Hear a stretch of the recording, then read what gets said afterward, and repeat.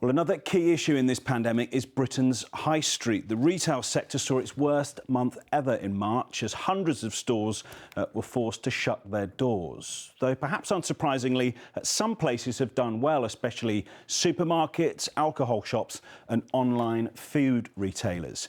But clothing stores took a massive hit. Their sales fell at nearly 35%. And on the whole, total retail sales were down 5%. That is the biggest monthly fall since records began.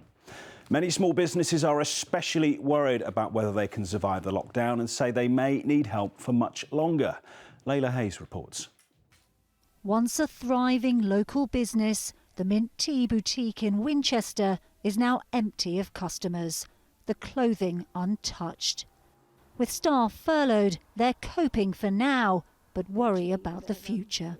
We can't survive indefinitely. Being in retail, we're seasonal, so we're going to come to the point, I guess, that sort of July time that we need to think about buying our autumn-winter stock, and we need to think about how we're going to get the money to do that. It's really, really sad, and it's scary as to how, I guess, this is going to leave our business at the end of this.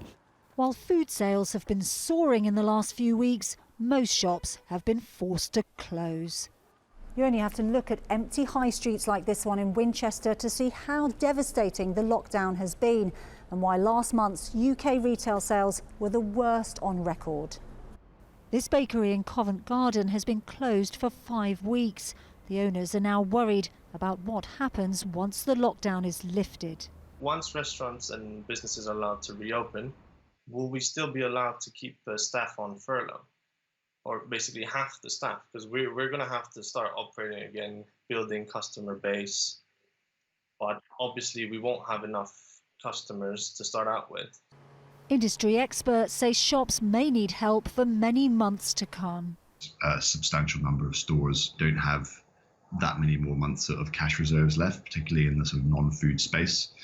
So it's crucial that both the relief packages that are being offered and this plan for reopening, staggered reopening of stores, is done in a sort of effective way.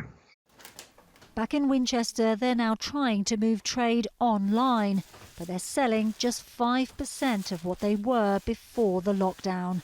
And like so many businesses, just doing what they can to survive.